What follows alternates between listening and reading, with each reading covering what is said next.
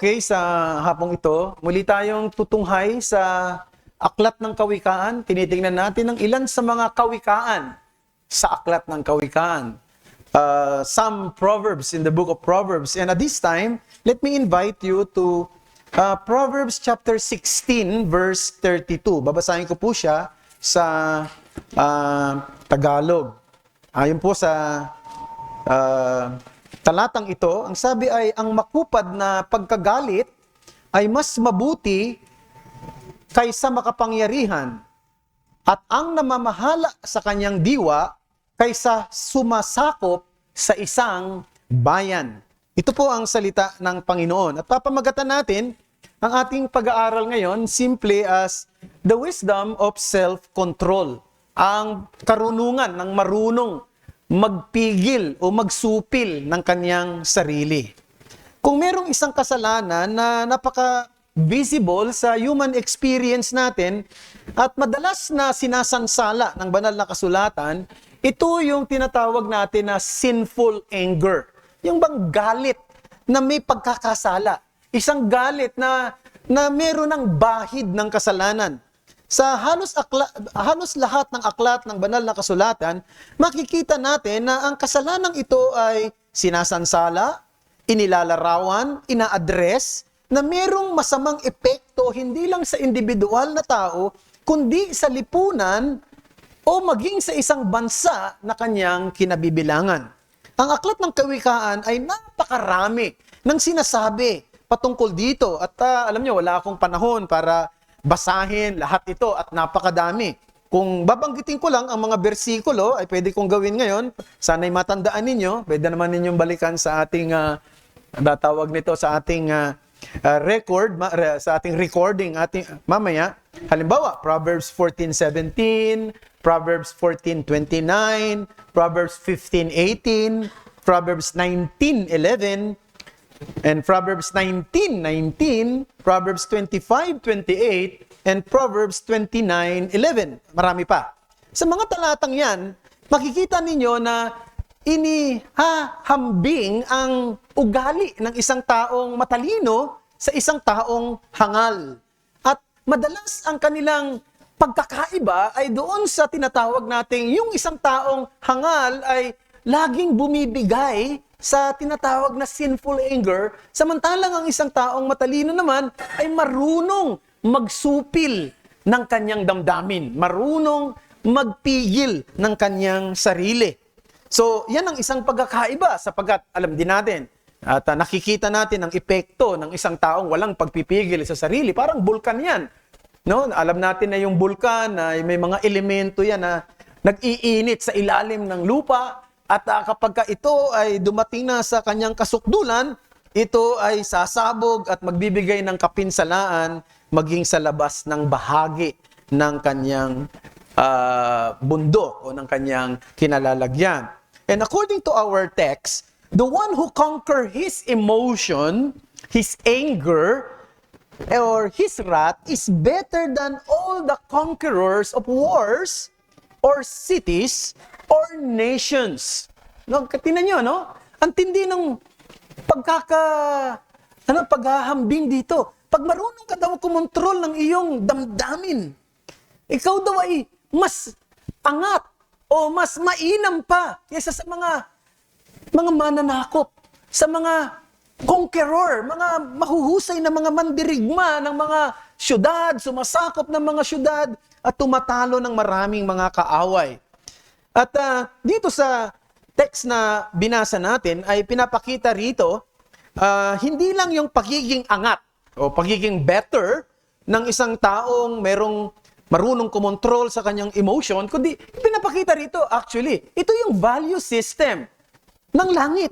Ito yung value system ng kaharian ng Diyos. Ito ang karakter ng mga tao na kinalulugdan ng Diyos. Ang ugali ng mga taong kinalulugdan ng Diyos ay mga taong marunong magsupil ng kanyang sarili. So ang mensahe na gusto kong dalhin sa inyo ay simple lamang. Ito po yun. A person of self-control is the true conqueror. A person of self-control is the true conqueror. So, hatiin lang natin ng mabilis. Unang-una, tingnan natin the salient parallelism explained, and then the superiority of self-control exhibited, and then the significance of self-control entreated. So yun pong tatlong yan lamang iikot ang ating pong pag-uusap ngayon ng mabilis. Unang-una, gusto kong ipakita na mayroong parallelism dito. So sa mga nakadalo ng aking lecture sa hermeneutics o yung tinatawag na understanding the scripture nung nakaraang pang mga, kailan ba yun? Maraming buwan na ang nakakaraan. Pinag-aralan natin yung Hebrew poetry.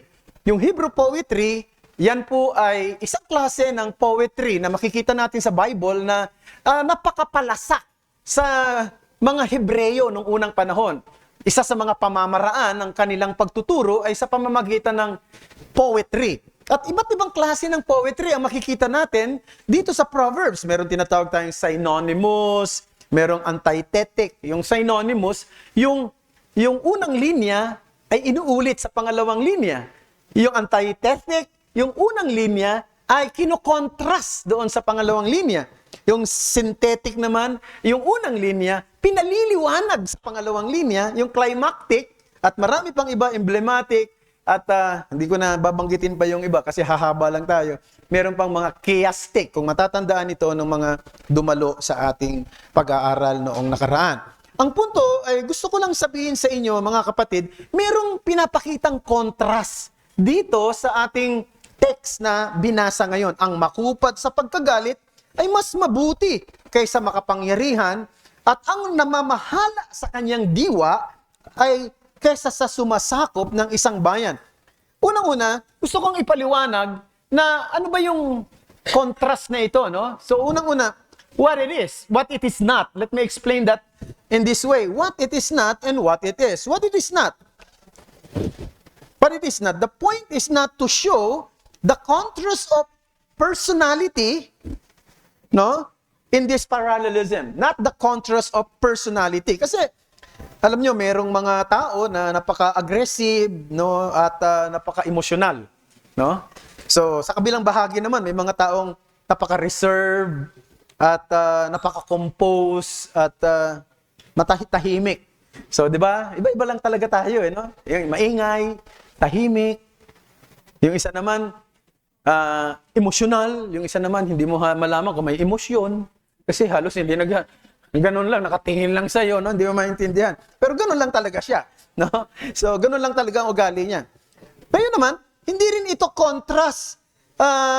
It is not a contrast to condemn anger or to condone all patience. Not to condone all anger or to condone all patience. Anong ibig sabihin ko doon?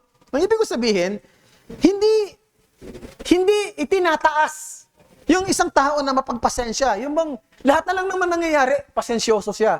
Hindi siya nagsasalita. Ay, okay ang ugali niya. Yun namang kinokondemn yung laging magagalitin, yung laging nagagalit. No? Alam niyo, gusto ko sabihin, hindi lahat ng galit ay masama. Kasi si Jesus Christ, nagagalit din. Ang Panginoong Diyos ay nagagalit din. In fact, sabi nga ng Bible, kanyang ibinubuhos ang kanyang puot sa mga makasalanan. Sabi pa ng Bible, nagagalit ng Diyos araw-araw sa mga makasalanan. So, hindi yan yung contrast na kinokondemn yung anger at kinokondone yung patience. And then not only that, it is not a contrast of political ideology. Alam nyo, sa ating mundo, may dalawang klase ng ideology. Meron tinatawag na pacifist, meron tinatawag na militarist.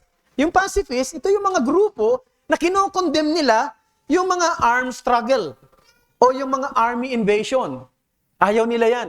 Ayaw nila na merong mga sundalo na siyang lumulusob sa isang bansa o ayaw nila na may mga sundalo o may mga tao na merong mga armas. Hindi naman natin pwedeng maiwasan yan. Talagang merong mga taong kinakailangang magdala ng armas para ipagtanggol ang kapayapaan. At sa banal na kasulatan, makikita natin, kinikilala yan na yung government, meron silang sword. No? Meron daw silang hawak na tabak. Kaya nga, minsan, doon sa mga tao na nagsasabi na bawal ang capital punishment, pinagbabawal daw yan sa Bible. Pinagbabawal yan kung ang mag-i-execute niyan ay kung sino-sino lang. Pero kung ang government ang mag-i-execute niyan, tama yan. Sapagkat ang sabi ng Bible, meron silang sword. Romans 13. Eh, ano ba yung sword? Yung sword, hindi yung panghiwa ng sibuyas o ng kamatis. Siyempre, papatayan doon sa mga taong, gumagawa ng karahasan sa kapwa-tao. No? Kaya mayroong capital punishment. Maging sa banal na kasulatan, basta ang tama lamang na institusyon ang siyang mag-e-execute nito. It is not about being pacifist or it is not about being militarist. Ito naman yung mga, they believe that armed struggle is one of the instrument to promote peace. No, it's not a contrast about that. What it is, so let's look at the meaning ng parallelism. The meaning is this. It is a contrast between the attitude of a wise man and that of a fool. O ang ugali ng isang taong matalino at ng isang taong hangal. Nakikita daw ang pagkakaiba nila sa maraming bagay. Pero higit na nakikita ito pagdating sa paano nila kinokontrol ang kanilang galit. Paano nila kinokontrol ang kanilang emosyon? Paano nila kinokontrol ang kanilang damdamin? Sabi ng Proverbs 19:11, the discretion of a man makes him slow to anger, and his glory is to overlook transgression. His glory is to overlook transgression. Napakahirap nun. No? Napakahirap. Di ba? Kanina nga sa men's fellowship namin, napag-uusapan yung mga napupuna mo sa iba. At minsan, kapag nakafocus ka lagi doon sa mga bagay na nakikita mo sa iba, baka nakalimutan mo nang mag-concentrate sa salita ng Diyos. Kasi nakikita mo na lamang yung suot ni ganito, yung itsura ng kanyang buhok, no? Yung kanyang damit, kung kanyang maong o kung ano man, di ba? Pero kung nakatingin tayo sa salita ng Diyos, syempre, mas hindi natin agad mas konti ang pansin natin sa mga nangyayari sa ating kapaligiran. At na-overlook natin, maging yung mga bagay na sabi na natin ay dapat i-overlook. At kung daw na marunong kang mag-overlook ng mga, halimbawa, mga kapintasan ng iba, nagkakaroon ka ng pagtatagumpay sa iyong sarili. Kasi ang tendency, kapag may nakita kang hindi maganda, mag-react ka, maggalit ka, o kaya naman, ay magkaroon ka ng self-righteousness, maging self-righteous ka. Pero kung marunong kang mag-overlook, ang ibig sabihin, marunong kang mag-control ng iyong damdamin at mag-control ng iyong sarili. So, what is being compared here is the spirit of self-control and ungodly loss of patience. The true courageous warrior or the true conqueror here is the one who knows how to control himself. Because it is easy to be given to anger than to control your anger. And therefore, as I said, what we are not talking here is personality, no, or political ideology, no. Kundi what we are talking here is wise dealing of the situation, the problems, the people in a way that is right and pleasing, not only in the sight of man, but most of all in the sight of God. So this is the point of parallelism. At wag nating i-confuse minsan, mga kapatid, yung nature, yung ugali, o yung kalikasan ng tao sa biyaya. Kasi alam nyo, minsan, may mga taong confrontative. No? At may mga taong hindi naman confrontative. Siguro napansin nyo yan, ano? May mga taong hindi confrontative o laging passive, friendly, at para bang lagi na lang okay sa kanya mga nangyayari. Hindi ibig sabihin okay siya. Hindi ibig sabihin, pinapansin yung mga nangyayari sa paligid. Hindi naman, hindi natin pwedeng sabihin, talagang yung taong yan ay isang tao na mabuti, mabait. No? Kasi okay lang sa kanya mga nangyayari. Hindi dapat yan sa isang Christian. Siyempre dapat din, marunong ka rin tumingin sa mga bagay na dapat mong tingnan at mga bagay na dapat mong pansinin at dapat na i-correct. Sa kabilang bahagi rin naman, ang tao pwedeng nice, no, nice guy, yung alam mo niya, yung very nice, pero hindi siya Christian. Ang daming mabait No, ang daming mabait sa ating paligid. Pero ang tanong, Christian ba siya? Kaya nga minsan, malulungkot ka, no? Alam mo, merong isang kapatiran natin dito na Andito naman siya, no? Tinanong niya ako patungkol sa kanyang lola. Sabi niya, Pastor, ano masasabi mo sa lola ko? Napakabait ng lola ko. Wala ako talagang masasabi sa kanya. No? Basta, inalagaan niya kami, tinulungan niya kami. Talagang wala kang mapipinta sa lola ko eh. Ano sa tingin mo sa kanya? No? Nasa langit ba siya? Yun ang isang malaking problema. Mabait siya, pero hindi siya nakakilala kay Kristo sapagkat hindi sukatan ang kabaitan para ang isang tao ay tanggapin sa presensyang banal. Ang sukatan ay meron ba siyang relasyon sa tagapagligtas ng mga makasalanan? Walang iba kundi ang Panginoon Kristo. Naalala niyo merong tao sa Bible na mabait? Na maganda yung reputation sa paligid? Sino yun? Cornelio ang pangalan niya. Di ba? Ang ganda ng reputation niya sa paligid. Matulungin siya. Maganda yung nire-respeto siya ng mga tao, maging ng kanyang mga alipin, ng kanyang mga mahal sa buhay. Pero kinakailangan papuntahin ng Panginoong Diyos si Pedro doon sa lugar niya para ipangaral sa kanya ang ebanghelyo. Sapagkat kahit ang bait niya, maganda reputasyon niya, kung hindi niya nakilala ang tagapagligtas, siya isang makasalangang mabait na tutungo rin sa kapahamakang walang hanggan. So nakita natin, so hindi natin pwedeng sabihin na mayroong siyang magandang mabait siya pero hindi siya Christian siyempre. Hindi pa rin siya better. So the point of the Proverbs is to show the betterness and superiority of the one who can control his emotion for the sake of holiness, righteousness, and good testimony. So that is the point or the salient parallelism explained. Now let's go to the second heading, the superiority of self-control exhibited. Is it better than a conqueror of the city? Bakit ang isang taong marunong magsupil ng kanyang diwa, ng kanyang sarili, ay higit na mahusay o mabuti at mainam kaysa sa nagtatagumpay o manlulupig o pwede natin sabihin mahusay na nagtagumpay sa isang syudad o naging matagumpay na isang mandirigma. Bakit commendable ito kaysa sa any courageous warrior here in this world? For two reasons. First, because of, I call this unaided effort. And then, pangalawa, of unusual event. First, unaided effort. Anong ibig ko sabihin? Meaning, he did it himself.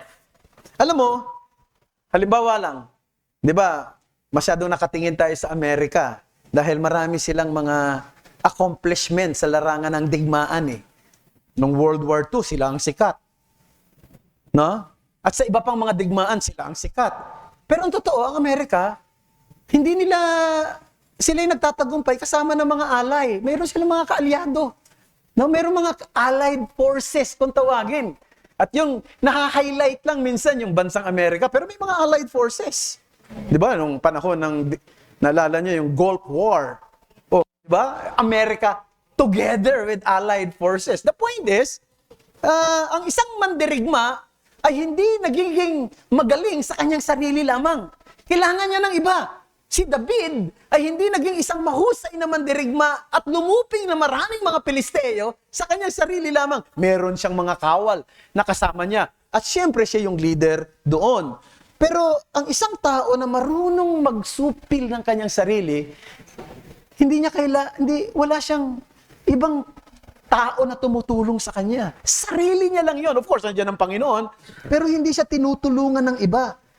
Walang mga tao na maaaring kaalay niya. Ginagawa niya lang yan sa kanyang sarili. Kaya napaka-superior ng isang taong marunong mag-control ng kanyang passion, ng kanyang sarili. Hindi niya kailangan ng alay. He has to do it alone. But not only that, I call this unusual event. Meaning, it is rare. It is unusual. Diba? Kung ikaw marunong mag-control ng galit mo, iilan lang tayo niyan. Iilan lang kayo niyan. No? Pwede mong sabihin. Hindi marami yan. Maging ang isang pagano, ang pangalan niya ay isang pagan orator by the name of Cicero. Narinig nyo na yung pangalan niya. Ano? Sinabi niya, in all ages, fewer men are found to be a conqueror of their own lust than a conqueror of a city or their enemies. Fewer men. Kukunti lamang ang marunong magtagumpay sa kanyang sariling pita. No, pita man ito ng laman, pita ng mata, o anumang bagay na meron sa kanyang katawan. So it is rare. Why? Because it is difficult. Napakahirap. To indulge our passion is easy, but to subdue our passion is difficult indeed. Tama ba yun? Napakahirap, di ba? Napakahirap. Madali lang magpayo. Pero sa sarili mo, napahirap gawin. No, na ikaw mismo ay mag-control ng sarili mo. At ito isang bagay na talagang dapat ko ring, kumbaga sabi natin, pinipreach ko rin sa sarili ko. Hindi lang sa ibang tao. Kasi talagang mahirap ito. It is easy to argue or to say words that will hurt others' heart. But to control our tongue is really hard thing to do. Mas madaling magsalita eh. Di ba? Talagang pag may nakita ka, pigilin yung sarili.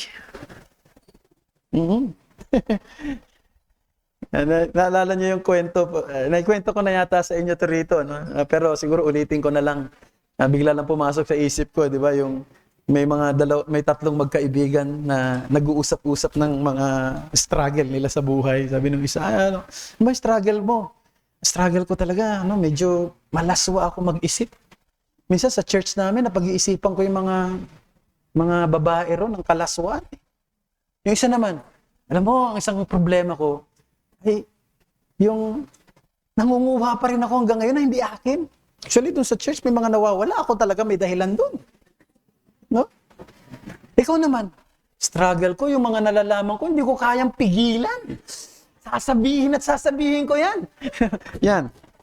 Maaring, totoo yung pangatlo eh. Hirap pigilin eh, nung sarili natin na sabihin yung hindi natin alam. At dito, makikita natin, kapag nangyari sa'yo yan, ibig sabihin, very unusual yan. No?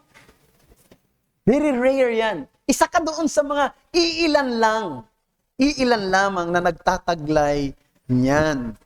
So, napakaganda na meron tayo niyan sapagkat pinapakita dito na kabilang tayo doon sa iilan. And let me say that self-controlled person is a public blessing. Now, let me underscore that. A self-controlled person is a public blessing. Ang isang taong marunong mag-control ng sarili, pagpapala siya sa iba. Pagpapala siya sa nakararami. Kung matatandaan ninyo, malaki ang pagkakaiba ni King Jehoshaphat kay King Ahab. No? Si King Ahab talagang masamang hari siya at syempre ang kasamaan niya ay influence din ng kanyang asawa na ang pangalan si Jezebel. Pero minsan, nagsama silang dalawa, ni Jehoshaphat at saka ni King Ahab. Gusto nilang labanan ang isang kalaban, ang mga taga-Syria. Sabi ni Ahab, labanan na natin. Ngayon, magkasama na tayo, magkaalyado na tayo. Malakas na puwersa ito para mapabagsak natin ang mga taga-Syria. Yan si King Ahab. No? Yan si King Ahab. Tinitingnan niya yung lakas. Tinitingnan niya yung puwersa. At gusto niya nang lumusob sa mga kalaban. Pero si King Jehoshaphat sabi niya, sandali lang. Meron namang propeta sa lugar natin. Kausapin natin, konsultahin natin. Ano bang masasabi ng Diyos dito sa laban nating ito? Kita niyo, ang kaibahan niya, ito yung isang tao na tinitingnan niya yung magagawa niya, yung lakas niya para lumusob. Samantalang si Jehoshaphat sabi niya, baka may propeta rito na pwede tayong makausap, na pwede nating hingin ang kanyang payo, hingin ang kanyang talino, ang kanyang karunungan. Huh? Sabi ni King Ahab, meron dito pero yung propeta niya walang sinasabi kundi puro pangit sa akin. Sabi ni King Jehoshaphat, yun ang pakinggan natin. Sige, tingnan natin. Pakinggan natin siya. Yun nga. Nung makausap nila, Anong sabi ni sabi ni, ang pangalan ng propeta, si Micaiah. Di ba? Sabi ni Micaiah, sige, lumusob na kayo. Sabi niya, kailangan namin ng talino. Hindi, lusob na lang kayo. Sabi nung, kasi alam niya, magagalit na naman sa kanya si King Ahab eh. Sabi niya, sabihin mo na talaga kung ano totoo. Sabi ni Micaiah, nakikita ako, parang isang tupa na nagkalat dahil namatay ang kanilang pastol. O kita mo, sabi ni King Ahab, samahan talaga na siya. Sabi niya, dinediscourage, sabi niya, pakinggan natin. Baka naman yan ang sinasabi ng Panginoon. Yun ang nangyari, di ba? Lumusob sila. Medyo natakot din si King Ahab. Sabi ni King Ahab, baka totoo kaya ito sinasabi nito. Para maging tiyak, nagsuot siya ng ordinaryong kasuotan ng isang sundalo. Kasi sa isang laban, ang unang pinupunterian ng mga kalaban, yung hari.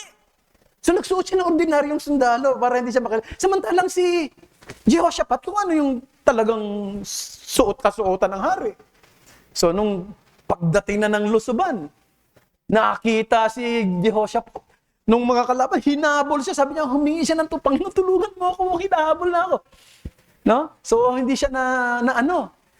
Siyempre, kampante naman si si King Ahab dahil sisip-isip niya parang tingin sa kanya ordinaryong sundalo. Merong nagpakawala ng isang palaso. Yung random lang mula sa taas, binitawan niya. Tumama doon sa pagitan ng dibdib. Yung, di ba meron tinatawag na breastplate yan Meron parang pananggalang din. Doon sa pagitan, walang doon pa mismo tumama kay King Ahab at siya'y namatay. Now, ang punto ko lang, makikita natin na kapag ang isang tao ay marunong kumontrol ng sarili, pagpapala siya sa iba. Kapag hindi, kapahamakan din siya ng iba. So, a self-controlled person does not only a usual instrument of public safety, but a harmony on joy and peace. So, ganyan ang ugali ng Panginoong Kristo. Matatandaan na ang Panginoong Kristo ay, di ba, sinaktan siya, ni-humiliate siya, hiniya siya, pero hindi siya gumanti. Kaya niyang utusan ang mga anghel sa langit para patayin at lipulin lahat ng mga tao sa kanyang paligid. Pero hindi niya ginawa sapagkat meron siyang layunin. Ang layunin ay kinakailangang sa pamamagitan ng kanyang sakripisyo ay mabigyan niya ng kasiyahan ang hinihinging hustisya ng Diyos at maibalik ang kapayapaan sa mga taong gusto niyang iligtas. So yun yung pagpapala rito. Ang isang taong merong pagpipigil sa sarili ay pagpapala rin sa iba. Sana ganun tayo. Mga kapatid, tandaan nyo, kung marunong kayo magpigil, hindi lang ito blessing sa iyo, pati din sa iba. No? So there was a point sa buhay ni Alexander the Great na hindi na siya naging masaya. Pinatay niya yung kanyang mga kaibigan. Even to the point na gusto na rin niyang patayin yung kanyang sarili. Kilala natin si Alexander the Great na sabi, he conquered the known world of his time. Di ba? Kung pinag-aralan natin sa Book of Daniel, na yung pagiging conqueror ni Alexander the Great. Kaya yung Grecian Empire ay talagang na mayagpag ng kanyang kapanahunan sapagkat ang bilis niyang nasakop halos ang buong mundo na kinikilala noon. Umabot siya hanggang Afghanistan, hanggang Pakistan, hanggang India. Sinakop niya yan. Sa kanyang edad na batang-bata pa lamang, I think 26 years old lang siya, nung magawa niya ang lahat ng yon. Pero he was an alcoholic. Hindi niya kayang kontrolin yung kanyang sarili sa pag-inom ng alcohol. At namatay siya at the age of 33. At sinabi ng mga historians, Alexander the Great knows how to conquer the world, but he doesn't know how to conquer himself. To subdue him is more than he who conquers the world. So brethren, let us conquer ourselves. So, yan po yung pangalawa. Let's go to the last heading. Let's look at the significance of self-control entreated. So, dalawang bagay lang ang gusto kong sabihin. Una, let us strive to have self-control. Let us strive to have self-control. Self-control is a superlative good. We can say that it is the best of God. No? Di ba sabi ng Bible, ang Diyos daw na sa Kanya ang lahat ng dahilan para ibuhos ang Kanyang galit sa sangkatauhan. Nahum chapter 1 verse 3. Sabi doon, God is great in power and He will never let the wicked unpunished, but He is slow to anger. He gives a chance. He gives chance for repentance. So, ganun daw ang Panginoon. So, ugali ng Diyos to eh. So, this is the best of God. Yung self-control. Siguro kung ang Diyos hindi niya kinokontrol ang sarili niya, matagal na tayong wala. Matagal na tayong nalipol. Matagal lang nagunaw ang mundong ito. Pero kinontrol niya ang kanyang sarili sapagkat ginibigyan niya ng pagkakataon ng marami na magsisi. Psalms 130 verse 3, kung ikaw, Panginoon, ay magtatanda ng mga kasamaan, sino pa ang tatayo sa harapan mo, O Panginoon? So dito makikita natin, self-control is superlative good because it is the character of God.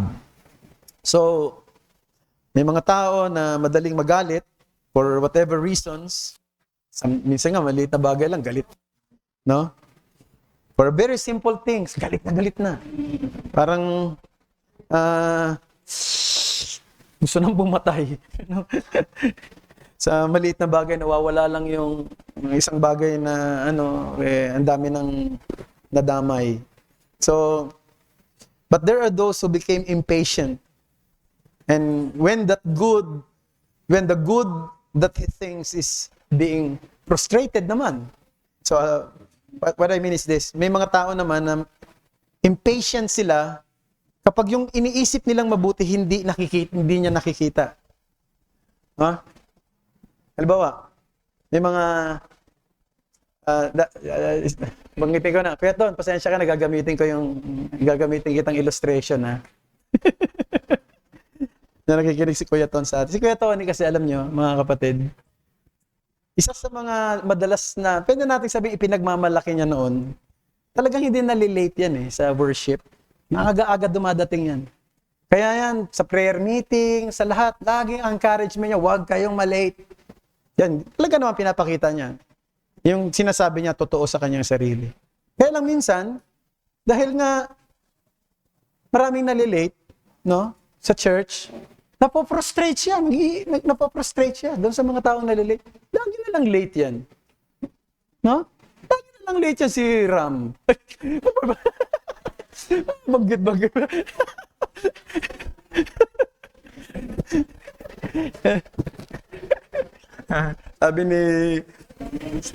Sabi no, kamusta na si Ram? Sabi ni Ram, ako na lang lagi nakikita ni Kuya Ton, ni Mata. Pero, ang punto ko, sinabi ko sa kanya, ikaw Kuya, no? Okay yan, hindi ka nalilate. Pero, huwag ka namang magpakita ng impatience sa mga nalilate. Naintindihan niyo yan? Kasi pag nagpakita ka ng impatience sa mga laging nalilate, nasisira yung magandang kalalagayan mo na hindi ka nalilate. Naintindihan niyo ba yan? Maganda na hindi ka nalilate. On time ka lagi. Pero nagpapakita ka ng impatience dun sa mga taong laging nalilate, di ba ka nagiging katulad ka rin nila pagdating sa ugali?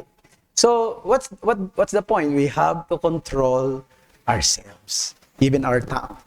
Even yung patience natin. Kaya, text mo ako mamaya. si Romeo. Okay.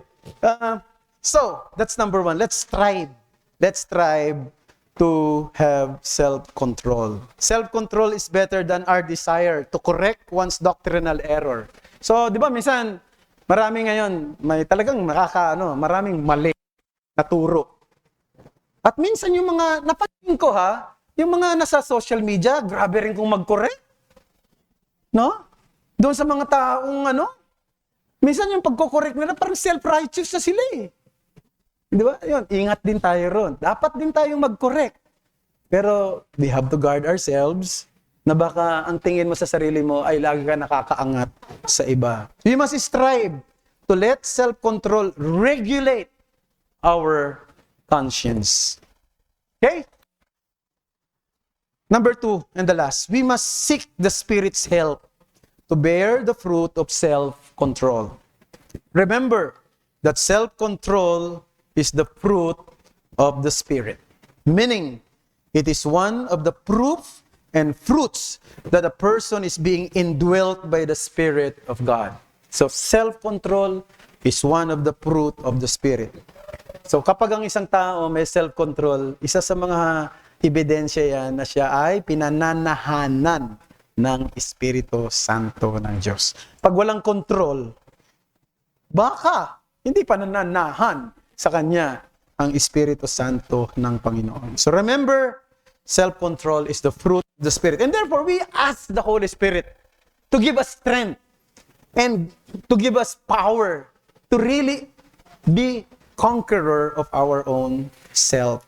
In Romans 8:37, sabi ni Paul, we are more than conquerors through Him who loved us. So what is it? We are more than conquerors of what? Now, if we look at the context, sabi doon, all the things that will hinder us to our final conquest, in the end, God will give us what? Strength to be conqueror of all things. All the things that will stop us to hear the words of Jesus in the end of our journey. Sasabihin niya sa atin, well done, my good and faithful servant. Lahat ng yon ay ibibigay sa atin para mapagtagumpayan natin na hindi mangyari yung bagay na hindi natin maririnig. Yung sasabihin ng Panginoon, well done, my good and faithful servant. All the thing that will serve as obstacle for us to receive our final inheritance.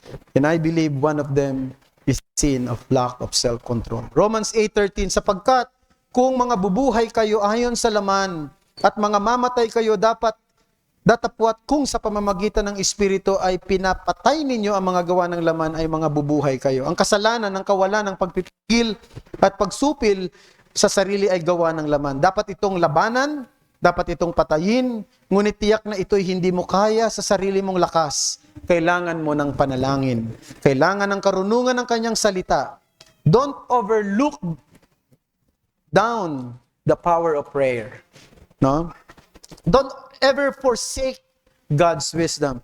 Don't ever attempt to go away from the rich wisdom of the voice of the Word of God. Alam niyo, ewan ko lang, maraming pagkakataon sa mga tao, minsan nahuhulog sila sa kasalanan o sa tukso dahil din sa kawalan nila ng oras ng pananalangin.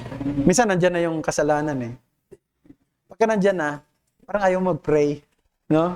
Pero pag nag-pray ka, tulungan ka rin ng Panginoon eh. Panginoon, tulungan mo nga ako. Nag-iinit ng ulo ko rito sa taong ito eh. No?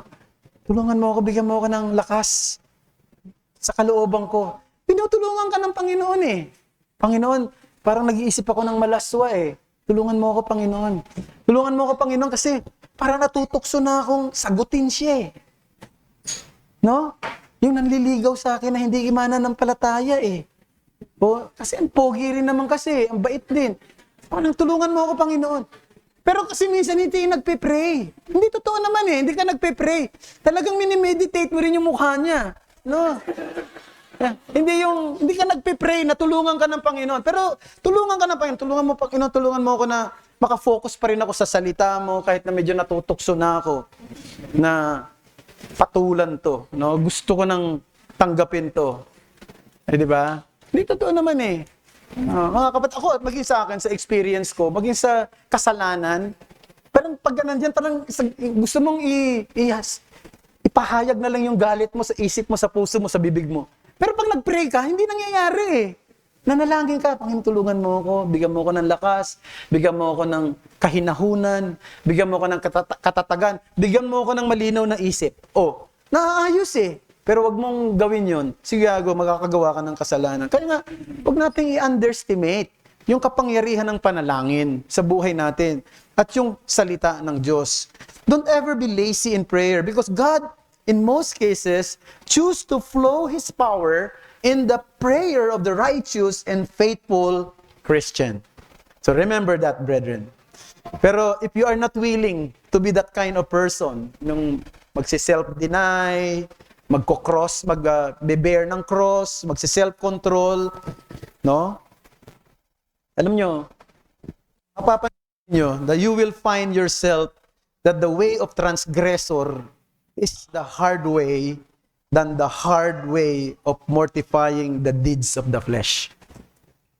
Totoo yan. So the way of the transgressor is the hard way than the way of mortifying the deeds of the flesh.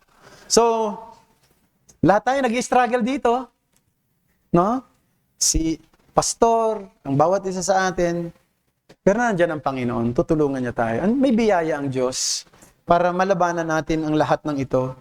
At yung iba sa inyo, alam ko, nag-struggle. Hindi ko ipapayo sa inyo. Siguro, gawin nyo, ating kayo ng seminar, no? Patungkol sa self-control. Paano managing your anger. Diba? May mga ganun.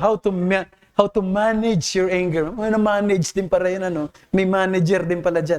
Hindi na kailangan yan. Ang kailangan nyo lang gawin, no? Mag-pray. As simple as that. Mag-pray. Hingin yung biyaya ng Diyos. No? Because to pray diligently for God's help is the way to have peace, to have eternal joy and victory.